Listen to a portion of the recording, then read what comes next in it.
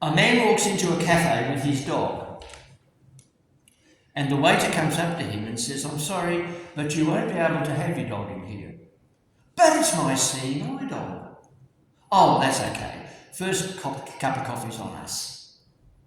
A few minutes later, a second man comes in with his dog, and the first man goes up to him and says, "You won't be able to have your dog in here unless you tell the waiter it's your seeing eye dog."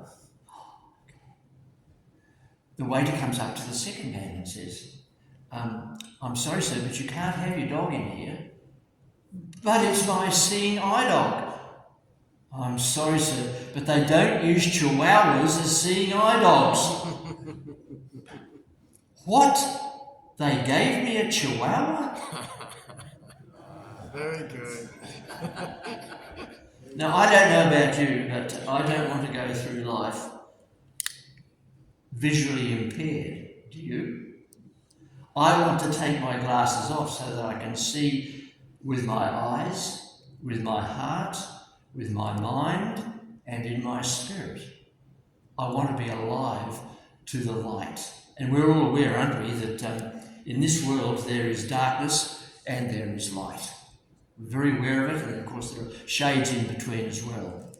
I want to talk today, firstly, about a dark place. And the dark place are most prisons.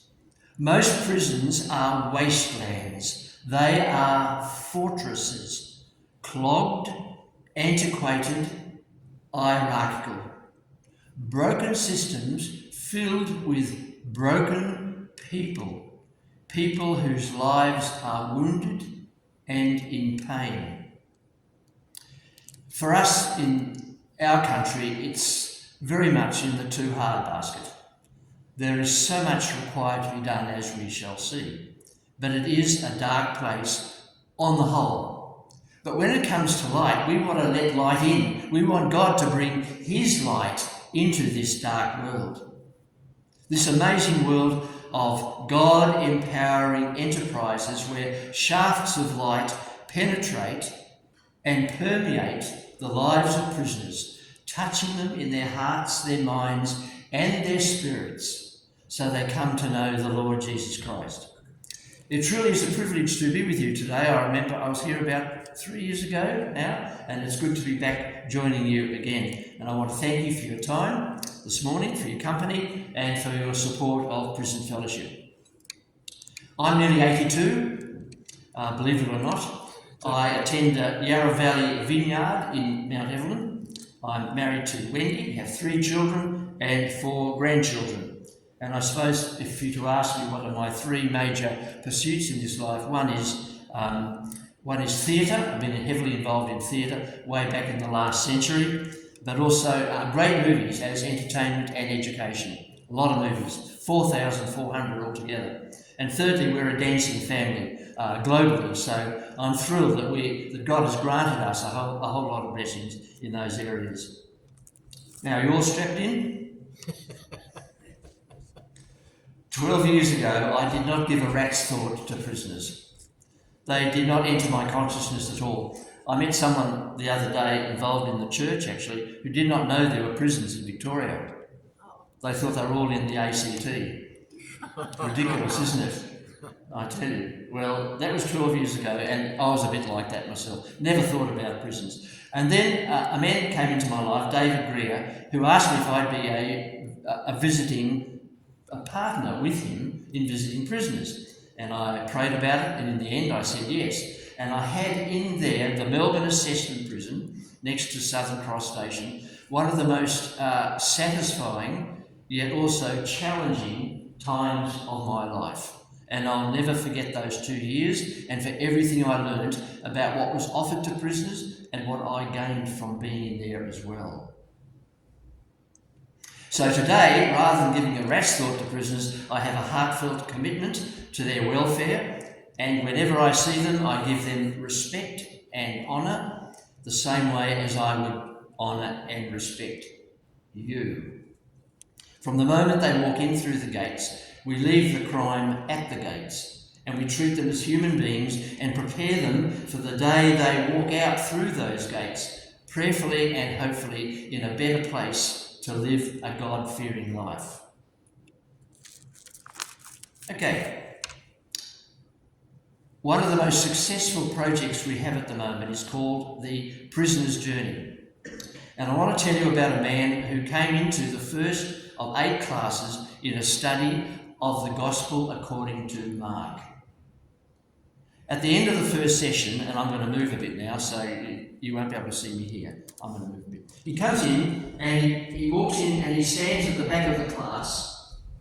And at the end of the very first session, he decides to come forward. This big, burly, brawny man, tattoos all over him, and bald, and is really up front. And he comes down to the front and he says, "If you guys think I'm going to come back for another class, you've got another thing coming, you religious ratbags, you fruitcakes," and storms out. Guess what happens? Second class. Back row, and he brings someone who looks just like him. And at the end of the second class, he lumbers forward, and his friend comes up with him, side by side almost. And when he gets to the front, he turns around and he says, "I've never been in a place where I've been loved so much before." And his mate puts his head on his shoulder, consoling with him about this wonderful thing that has happened to him. Never loved before until the second session of this course in St. Mark's Gospel. Isn't that amazing? This course has been so wonderful that we wonder why. Why does it cause so many prisoners to come to Jesus? So many, all around the world. Let me tell you, despised, rejected, betrayed, accused, arrested, tried, sentenced, punished, a life lost. The prisoners say, "That sounds like us. That sounds like me, that he went through what I've been through. I can identify him. I want to know more about this guy." What so many of them say. And when they discover that Jesus was just like them, and they just like him, they come to Christ. They discover that it's not a life lost, it's a life regained, a life born again. And that's our flagship project. It's working so well all over the place. I was a master, a political hardball, able to manipulate and execute the dirty tricks that come with the political process. That sound familiar?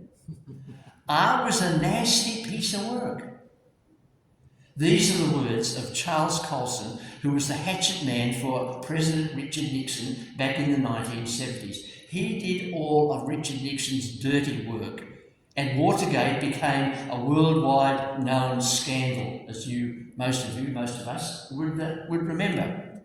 This man, he did some shocking things, much of whom we never really knew and discovered. But he was getting into his car one night after the whole thing began to subside.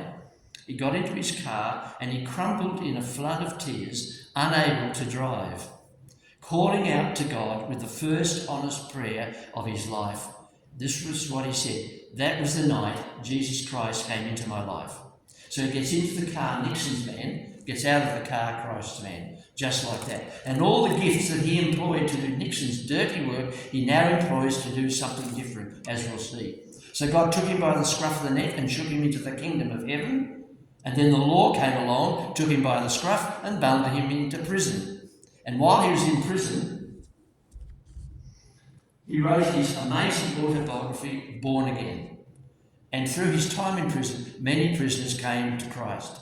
But the most important thing that God brought him to was a realisation that he could begin to reform the criminal justice system in the world. And over the next 40 years, his work was amazing. He was truly a genius.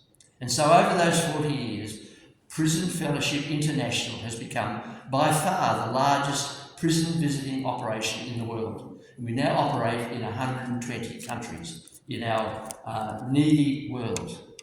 Amazing, and I feel very privileged to be a part of that. At the moment, there are 7,000 human beings in cages in Victoria alone, and 50,000 in Australia. 7,000. Half of them are in remand. What does that mean? Waiting for trial. Many of whom wait for up to 2 years before they do go to trial, and many of them are found to be innocent with no compensation following. Can you believe that? These are very stark and tragic figures, but that's how it is. So half in remand, waiting in prisons before they're tried.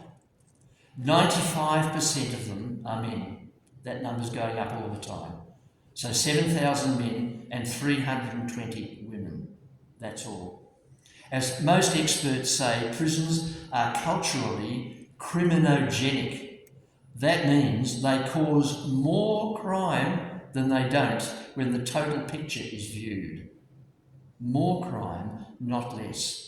You imagine high-risk offenders being in the same place as lower-risk offenders? I believe only high-risk offenders should be in prison, and as we'll see shortly, the others should be in other places, and I'll go through that in a minute. So it's an incredible set of figures, isn't it? 7,000, 95% male, and 50% of them come from 6% of postcodes. It's the prison, what we call the prison catchment area. I'm not going to name any suburbs, but you can probably guess what some of them are. Okay.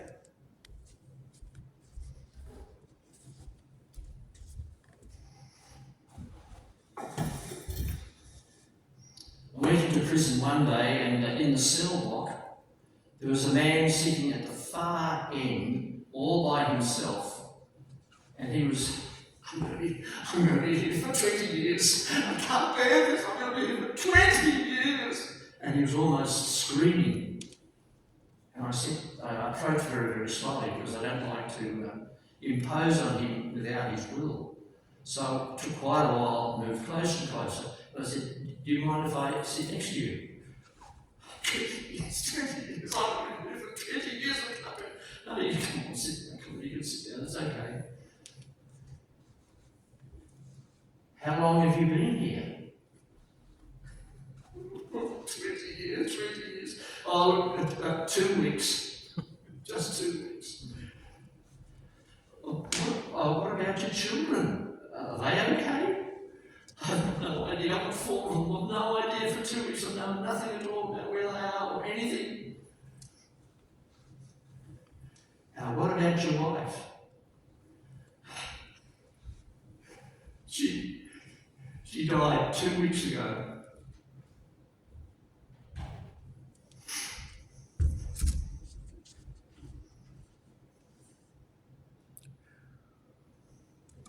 I was sitting next to him at the time, and I thought, I don't want to be sitting next to this man. He's a murderer. And then God said to me, amazingly, he said, Ian, if you hate your brother or anyone in your heart, you have already committed murder with him. Sit down there with him, 2 murderers together. And at the time, I had 2 emotions all operating together inside my head and heart. One was the sheer hatred of what he had done. Can you imagine that? A hatred of what he had done to his wife. But at the same time, I had compassion for this man who, in a rage of passion and anger, right, had killed his wife. And he might be in prison for 20 years. That's a long time, isn't it? Now, I know there's a history behind the passion of murder that he committed. But at the same time, I had these 2 feelings both operating together. And it was very important for me to discover that in fact, I can hate what criminals do, I can hate what I do, but still love the prisoner and still love myself at the same time. Just like we do with the people in our own lives, don't we? Or the close people in our lives, we love them, but we know they have faults as well, and we accept the faults and the love together. Now, do we have any bank robbers here today? Bank robber? Yes. Oh. No! You said yes. No, I've changed my mind. You've changed your mind. Yes, right. I'm not guilty. No, right. You haven't robbed a bank, right. No, we don't rob banks these days. Banks rob us, isn't that right? What about tax dodging? Anyone here dodged on tax? We can do it without it. You have. We can be. It's very subtle. We can leave a number out, right? We can forget about some things that should go in. What about lying? Okay. Lying, that's everybody, isn't it? I believe lying is the most common sin by far. I like making lists, and one day I made a list of, well, it turned out to be 20 ways you can lie, and there are a lot more. And not just white lies, I'm not talking about those, I'm talking about leaving things out, or just changing the facts a little bit. Whatever it might be, we're all liars, aren't we? And often we do it without even knowing it. We're so used to it. You think about that one.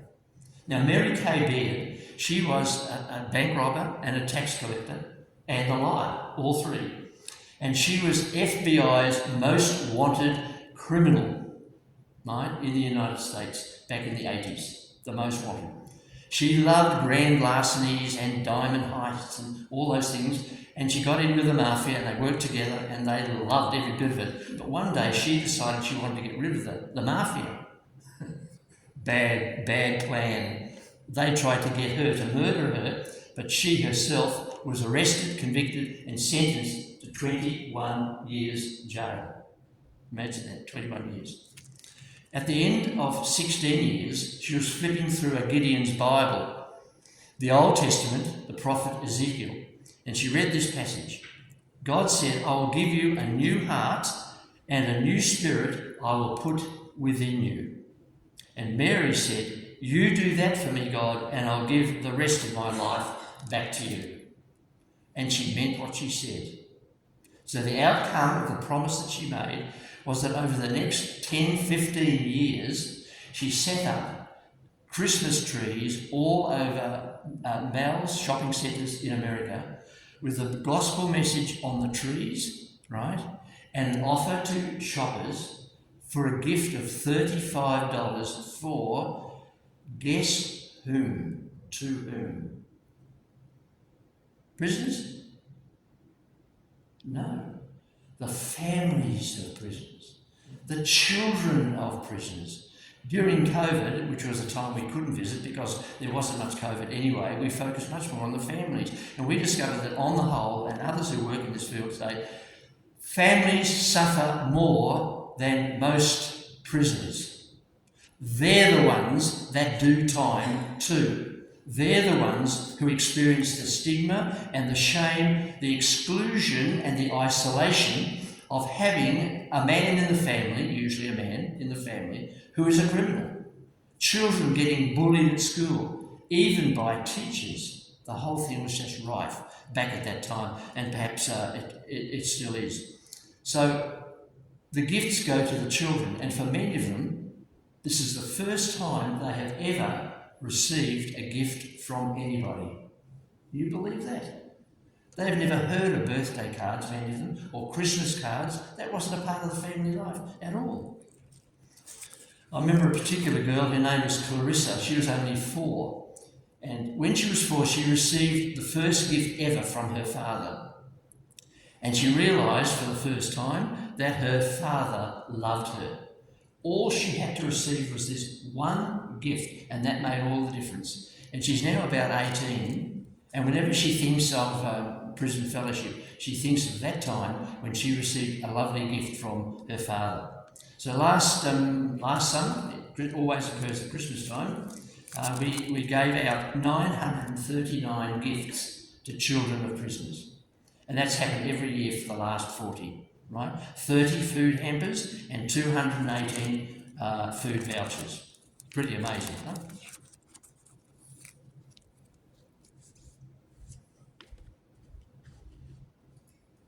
I am a prison fellowship visitor, and you are all prisoners. And I'm coming as a visitor to talk to you and befriend you if you want. Can we be friends? Can we be friends? Of course we can. Thank you very much. And together we can have a chat. Okay, can we be friends? Tim? Oh, good. Anyone want to say no? Come on, you can say no. Come on, say no. Come on, sorry. You're too busy. Okay. What happens, we had one guy stand up once and he said, no way. And we accept whatever answer they give. But many of them who say no at first say yes later when they look to see how we treat others, other prisoners, and they grow in their trust towards wanting to have a conversation with us. Fair enough? But whatever their response is, we accept it. But the goal really is to come into a friendly nature, a friendly encounter with them. And it doesn't always happen. And that's okay if they say no, they don't. Now, visiting prisoners is the beating heart of our work. That is our core activity. We believe we are God's agents of change in all that we do. And we have about 50 visitors in Victoria, and half of them are over 50. Quite a number, isn't it? And some of the most successful visitors are older people who have been doing, some of them for 10, 15, 20 years. And they're highly respected by prisoners who get to know them. Now, a few things about visiting. First of all, we do not proselytise. We empathise. We are there to listen.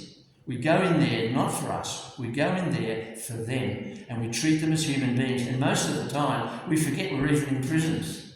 We could be anywhere else. That's the first thing. If they finally, or later on, say they want to know why we're there, because they wonder, why on earth would you come in here to spend time with us? Then we can say why, that we are Christians and we want them to know more about Jesus Christ. Right? But it only comes if they invite us to say why we're there. Right? So we do proselytise in that sense, but the lead comes from them. We're also volunteers, which wouldn't work if we got paid. Because I'll always ask us, oh, you're here because you get paid, don't you? I said, no, we don't get paid. We volunteer. We come out of the heart of God to speak with you. Right? So we're volunteers, and that strengthens the value of the relationship if we're not paid. Also, we need to know their history. We should not be judgmental, in my view, about anybody, any person, without knowing their history. And even then, knowing their history will help us to understand why any of us say, think, or do anything at all. And as soon as you realise that, as soon as I realised that, judgmentalism had to stop altogether. Christians are often accused of being very judgmental. We have to stop. We have to stop that and love people. Love them in their hearts and in their minds, without judgment, even the worst criminal. No matter how bad the crime is that he's committed, probably the reasons for him doing it are even greater and deeper than we can possibly understand. So we need to know their history. I had one particular guy, David, a friend of mine, David Greer, he went in a couple of weeks ago. He went up to this guy, and the guy did this. Walked away in fury, the guy did.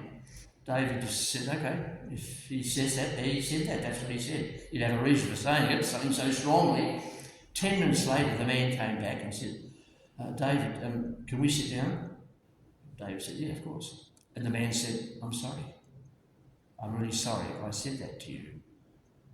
And we find that a lot of people who run into chemist shops with their cars do hit and runs. When you get to know them, you begin to see another side of them that you couldn't imagine being true at all. And most people I know who visit prisons now would say, what you see on Channel 7 at 6 o'clock at night, which is what I call a crash and crime show, because today we have such an addiction to crime. We have an addiction to crime. It is really bad. To see them on the screen and what they've done, right? And then to meet them in prison and to get to know them in prison bears no resemblance one from the other. Hardly any. You would not think that they could have done such a thing that they did. And that was true of the Bondi Junction murder as well. But we don't have time to go into that. Okay. Before I said I think 50% of prisoners are back within 2 years. Half back within 2 years, and 80% of them back within 10 years. It's like a revolving door. It's a terrible statistic, isn't it? A really terrible statistic. But one man who did leave prison was one of those who did not come back. He had committed a very violent crime and was jailed for 10 years. And while he was in jail, he was able to study to be a lawyer. Special arrangements. He became a lawyer, and when he was released, years and years later, he set up his own practice. It's called Just Law Victoria. His name is Michael Hooper, and he doesn't mind me saying who he is, and he doesn't mind me saying what the business he does. And he works entirely now with ex-prisoners and helping them in their lives. That's Michael Harper, and if you want to read more about him, I've got some copies of this magazine with him there, out there, so there we go. Okay, now, these are just an ordinary bag of biscuits, right? 10 biscuits, right? 10. In this bag is the 10 biscuits and a gospel message on the inside of the bag with the biscuits. And one of these bags goes to every prisoner in Victoria at Easter every year for the last 40 years. Every prisoner, everyone delivered personally to each prisoner. So how many biscuits has to be baked in the 2 weeks before Easter? 10. How many prisoners? 7,000? 70,000 biscuits every Easter. So you can imagine in churches and schools and all over the place, biscuits are being baked in ovens for the 2 weeks right up to Easter, and then they're packed and delivered over time. It really is a tremendous thing. And a lot of the prisoners say, we can't believe this. And again they say, why would you give us something like this? You know, we don't expect anything like this. We never get anything like this. One particular guy, he opened his bag and he put his 10 biscuits on a table. And he said, I'm going to have one every day. I want to make it last. Right?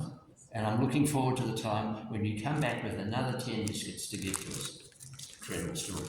So I don't know whether you do biscuit bake. If you don't, you do. Last 2 years. Last 2 years, you know all about it. Okay. All right, now I take you to Brazil, the centre of Brazil, where there is one of the most developed and developing prisons in the world. Minas Gerais it's called, and the criminals, 70, I say prisoners because not all prisoners are criminals, right? Of course. Some of the cleverer criminals are not in prison, if I can put it that way. Los recuperandos, the recuperating ones. They did this special project where they selected 1,000 prisoners out of the 70,000 and said, we'd like you to be a part of this enterprise that we want to work with you. We want to teach you how to love. We're going to show you how to love. If you do agree, you have to sign on the dotted line. You have to have a family in the city where this prison is, and it's going to be for 1 year.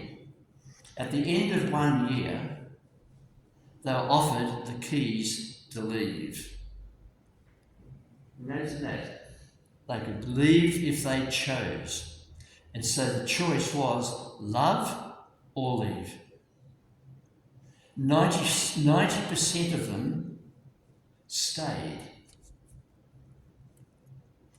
The other 10% left, and half of them came back again without committing a crime because they preferred the life of love to any life outside of prison.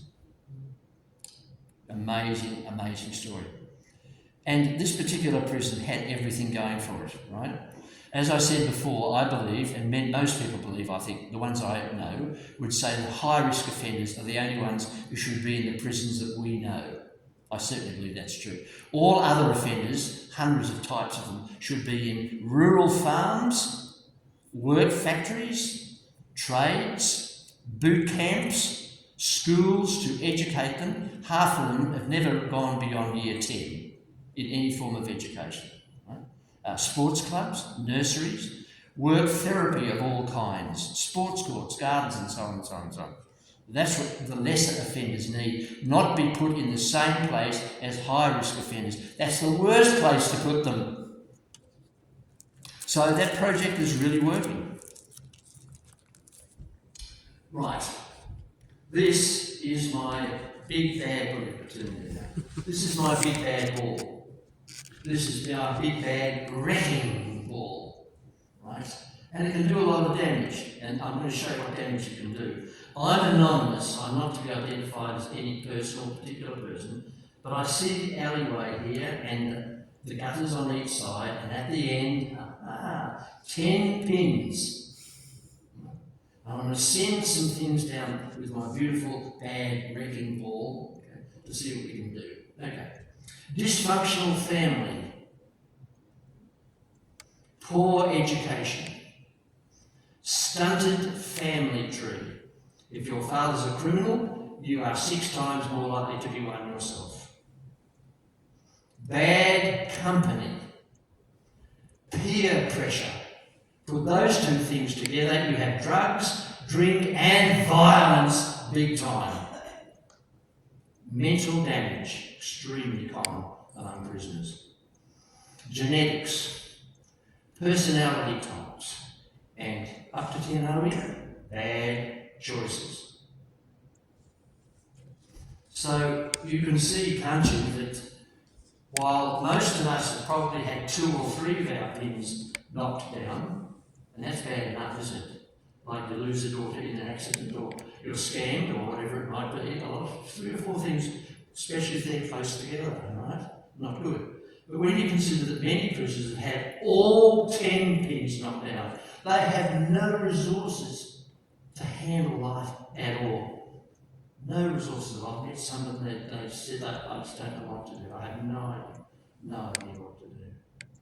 So, when you get a situation of a school of hard knocks, which is what it's like for many of them, that's a very heady mix of handicaps, isn't it? A multiple impairment. I'll use the expression crap from day one. So what do we want to do? In prison fellowship, the pins have been knocked down. We want to put the pins back up again. And here's some of the ways we do it. Now, Jen, would you like to come up, please? Stand, that's right. If you'd like to stand there, Jen. We need a man, please. Do you have a man coming up? Come on. Don't worry, you'll get actually see it alive. Get on the team. That's the way. Okay. Now, one of the things we do is, here's a murderer, you're right just for now, okay? You're a murderer, right? And you're the mother of a daughter who's been murdered by him, okay? We have a table in between both of them in case it doesn't work, and one of them tips the table up against the other person and walks out. Okay? So you're the murderer, and you are the mother of a murdered daughter, okay? Now I'd like you to say, murderer, I'd like you to say, I'm really sorry for the damage that I've done to you. Very sorry for the damage that I've done to you. Doesn't sound very remorseful. That's good. That's you've said you're sorry, okay? And you're sorry for the harm that you have done to yourself. That's true. Say that. So I'm sorry for the harm to myself, right? Now, one session I took on this one, I normally give Jan some things, this is the murdered mother's daughter, the mother of the daughter, murdered daughter. I often say, what's going to come next, but right this second I don't. The lady I did spoke last week, she played the role, and she said, you've got to be kidding. I'm going to forgive you. You think all you have to do is come up here, sit over there across me at the table, and say you're sorry? Who do you think I am? And she went on for a bit, and it was so good, it was actually quite funny as well. But actually what I want you to say is, and it's another way, another kind of response, is to say, that helps me, hearing what you say, helps me in my grief. That helps me. Hearing what you say helps me with my grief. And takes me one step closer. And it takes me one step closer To forgive you. for forgiving you, to forgive you. Okay. All right, did you hear all that? Okay. So there's two kinds of responses. There was the automatic, spontaneous one from the girl who came last week, and there was yours, the two. And most of them are in between the two. But in the end, we believe that forgiveness is absolutely key. Absolutely key. Well, thanks very much. Give them a bit of a clap.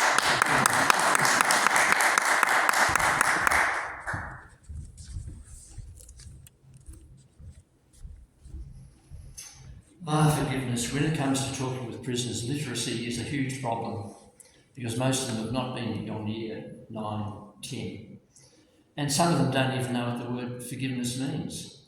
Never heard the word before. Some of them have never heard words that we use day by day before, like faith and grace and guilt and remorse. We all know the meaning of these words, however much or however little we practice those things in our lives. We have Christian language which we use. Most of these guys have not got the language to speak with us in ways that are meaningful. So we have to reach them through the language, often very limited, that they have.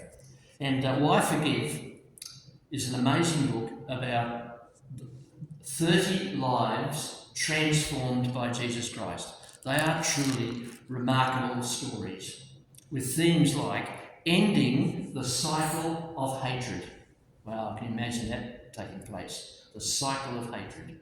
The second one is bless your persecutors. Love your enemy. Try doing that. Easy to say, easy to hear Jesus say it, love your enemies. I did a sermon once on love, and I said how hard it is to love your enemies, and I listed 20 types of people that I hate.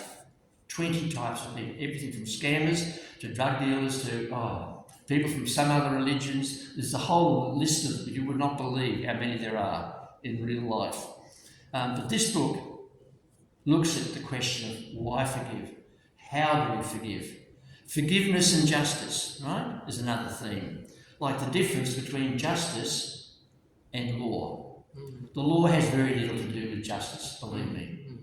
It has to do with a lot of other factors and agents.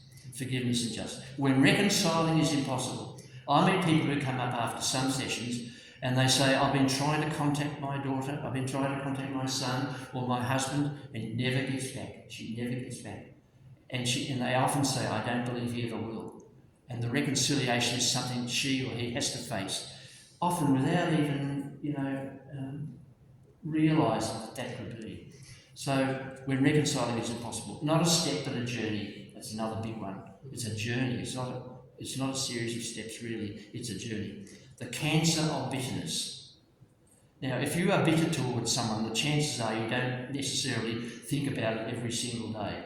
But there may be people in your life from way back towards whom you are still bitter, right? You have bad feelings towards them, right? And you haven't really done anything about it. Whether you could or not, considering whether you could do that would be very important. And the other one is blaming God for something. Well, people can blame God for almost anything. And God can take blame. He can take the blame we throw at him, the guilt that we think he's responsible for, and so on and so on and so on. So it's an amazing book called Why Forgive?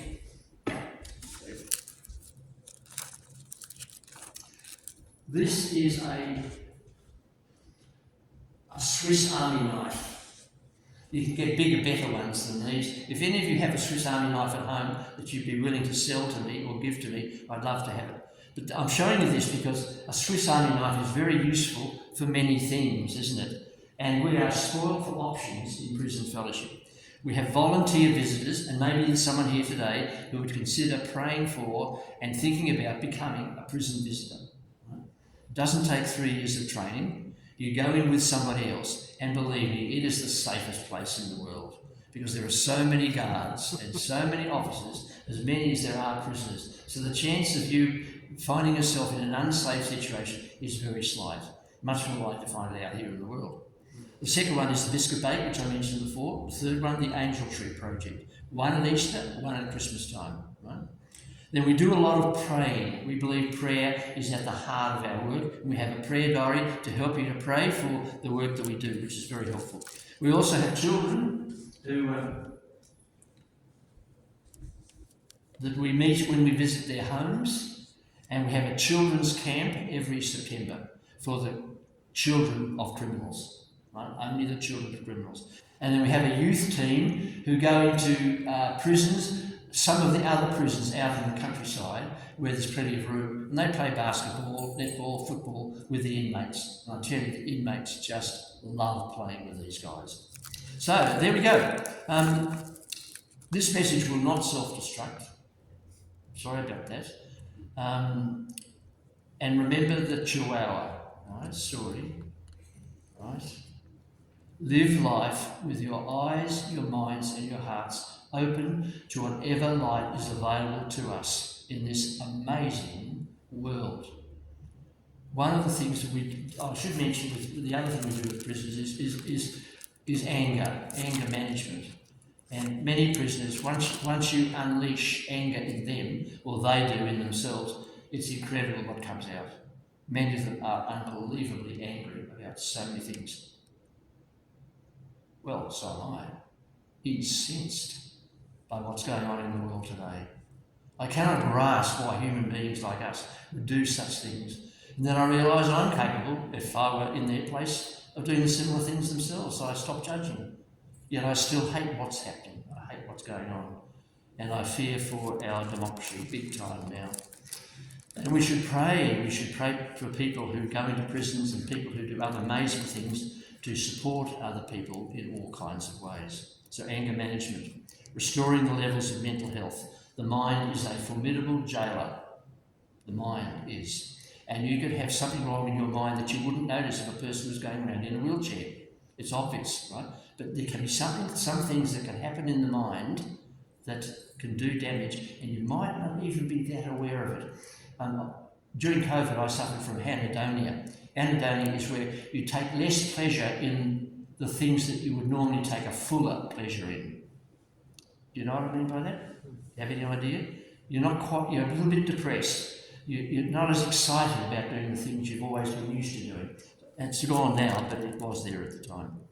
Okay, moral compass is another one. I must tell you this, moral compass. Now, there was a guy who was caught for scamming, and he was asked, why would you do such damage to the people you've scammed? Why would you do such harm? And the guy just stopped in his tracks and he said, I don't care. I don't care. And we would cast huge anger towards him, wouldn't we, normally? Because we think he should do what we think he should do. But you and I, we have a moral compass. From our birth, most of us, we have had a knowledge of what is right and wrong, generally speaking, haven't we? But these guys haven't. You just know morality. Some people say morals are nothing. We do what we like. Right? If there's no Christian set of values, people can do whatever they like. They may have to suffer the consequences of their actions, which is how we put what prisoners need to face, is that they need to suffer the consequences of their actions, like we do. We don't believe in going soft on crime in any way, but we certainly don't believe in throwing away the keys and letting them rot in hell. So the moral compass of people makes a huge difference. If you have it, it's easy to judge other people who don't. Very, very easy. And they mightn't have that moral compass at all. But the last thing, of course, is receiving Jesus Christ. That's the most important thing, is they receive Jesus and their lives will be totally transformed. He is the one true answer for all human beings, in my view. And after 80 years, I'm convinced by that. Totally convinced that Christianity, Jesus Christ himself, offers all we need to live a life that is full of love and care and compassion, full of meaning and togetherness of all kinds, as you would know. Okay. Tip of the iceberg stuff today. There's a lot more than what I've shared with you. There we are. Let's pray. Jesus, you are the light of our world. Help us to draw near to you as you draw near to us. And breathe on us. Fill us with life and light anew, that we might love what you love and do what you would do. In Jesus' name.